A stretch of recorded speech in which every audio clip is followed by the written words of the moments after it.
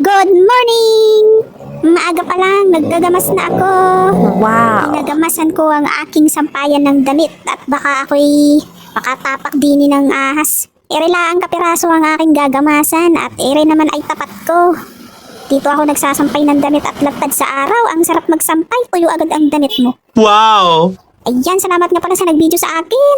Kalain mo hindi ko alam ako pala binibidyohan. Ay ayos na rin para may pang-upload ako. Madali lang naman bunutin ereng mga damo at ere naman ay hindi naman nakabaon. Ere ay parang nasa ibabaw lang ng graba. Nasa ibabaw lang ba ng mga bato-bato. Kaya mabilis siyang bunutin, madaling bunutin. Oh, di ba? Ang linis na, ang ganda na ng paligid, malinis. Siyempre, tapat ko yan, kaya gagamasan ko. Siyempre, yung iba hindi, kasi hindi ko naman tapat yan. Sabi nga, tapat mo, linis mo, oh, di ba? Ganon. Wow.